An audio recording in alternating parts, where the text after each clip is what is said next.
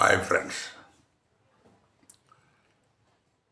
ఈ ప్రభుత్వము ఈ మధ్య గురుకుల పాఠశాలలు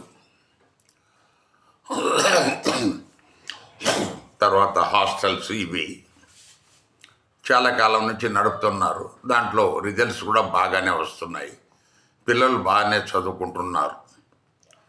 సో ఇతర యాక్టివిటీస్లో కూడా వాళ్ళు ముందున్నారు. ఎందుకంటే ఆ గురుకుల పిల్లలే ఈ మౌంట్ ఎవరెస్ట్ ఎక్కిన ఈ ఆనంద్, పూర్ణ వీళ్ళు కూడా. సరే, ఈ వీడియోలో చెప్పదలుచుకున్నది ఏంటంటే,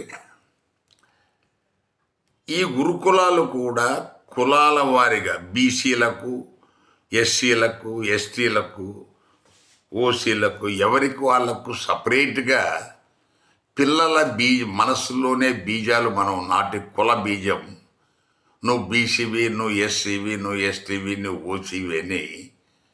సో అల్టిమేట్గా వాళ్ళతో ఏ రకమైన సమాజాన్ని నిర్మిద్దామని ఈ ఆలోచనతో ఈ విడివిడిగా ఈ గురుకులాలు పెట్టడం అనేది ఈ పాలకులు ఒకసారి పునరాలోచించాలనేది మా విజ్ఞప్తి.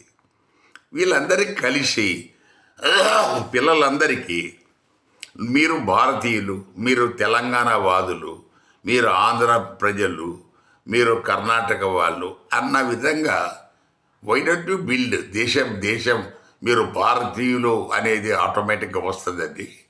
సో ఆ రకంగా తయారు చేయకుండా మీరు పిల్లల మనస్తత్వాన్ని అప్పుడే కులాలతో నింపితే అది ఒకటి. ఇక రెండోది వచ్చేసేసి భగవద్గీత బోధించటం, రామాయణం బోధించటం, బైబిల్ బోధించటం, ఖురాన్ బోధించటం మదర్సాలలో. దీనివల్ల మీరు రానున్న కాలంలో ఇంకా కాంప్లికేటెడ్ సమాజాన్ని మీరు నిర్మించబోతున్నారనేది ఈ ప్రభుత్వాలు గమనించాల. సో ఇప్పుడే తగు రీతిలో చక్కదిద్దే చర్యలు తీసుకోవాలని ఈ వీడియో ద్వారా విజ్ఞప్తి. Thank you.